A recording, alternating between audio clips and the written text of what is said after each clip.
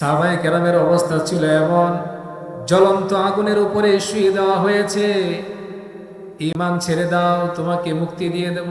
সাহাবায়ে কেরাম বলে, জীবন যাবে? একবার নয়, দুইবার নয়, যদি শতবার পর্যন্ত আমাদের দেহে জীবন দেওয়া হয়, একটা একটা করে 100 জীবন শেষ হয়ে যাবে, কিন্তু রব্বুল আলামিনের প্রতি ঈমান আমরা ছাড়তে পারবো না। আল্লাহু আকবার। সেই ঈমানের উপর অটল অবিচল থাকতে গেলে অনেক মুসিবত আসবে। উজিরের উপর মুসিবত চলে আসছে, বাদশার পক্ষ থেকে শাস্তি শুরু হয়ে গিয়েছে। বল ওই যুবককে। উজির ওই যুবকের ঠিকানা দিল, যুবককে গ্রেফতার করে নিয়ে আসলো। যুবককে বলে, যুবক, কার ধর্ম গ্রহণ করেছ? যুবক বলে, আমি ওই খ্রিস্টান পাদ্রীর ধর্ম গ্রহণ করেছি। বলে যে, তুমি কার ধর্ম গ্রহণ করেছ? বলে, ওই পাদ্রীর ধর্ম গ্রহণ করেছি। পাদ্রীর ঠিকানা কোথায়? বলবো না। বাদশা বলে, যদি না বলো এর পরিণাম কি হবে তুমি জানো না? যুবক বলে, পরিণাম কি হবে জানার প্রয়োজন নাই, যা হওয়ার তাই হবে।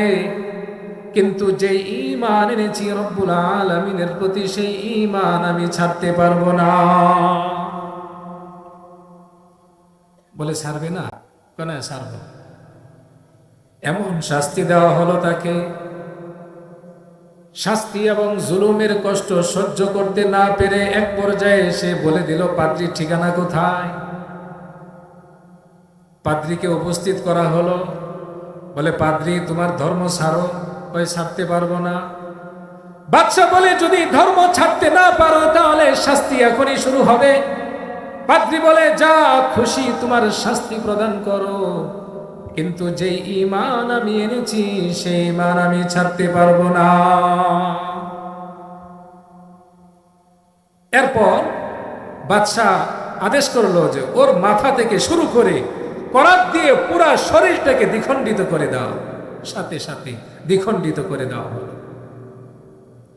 যুবককে বলছে, যুবক, তাকিয়ে দেখো কি অবস্থা।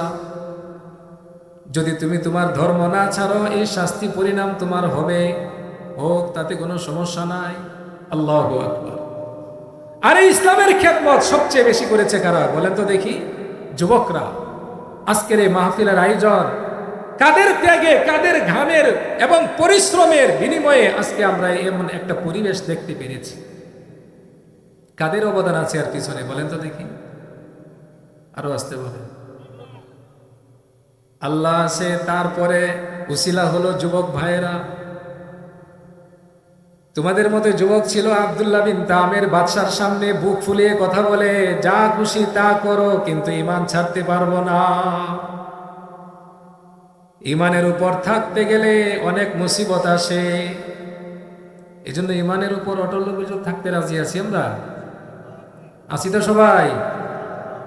ঈমানের পথে অবিচল থেকে আমার মরণ যেন হয়। বলেন আমিন।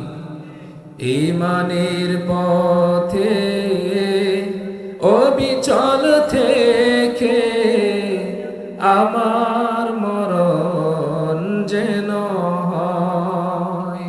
তোমার কাছে মিনতি আমার, তোমার কাছে মিনতি আমার, ও গো মহা মহিমময়। ঈমানের পথে অবিচল থেকে আমার মরণ যেন হয়। সবাই বলেন আমিন। ঈমানের পথে থাকতে গেলে বাধা আসবে, জুলুম আসবে, নির্যাতন আসবে।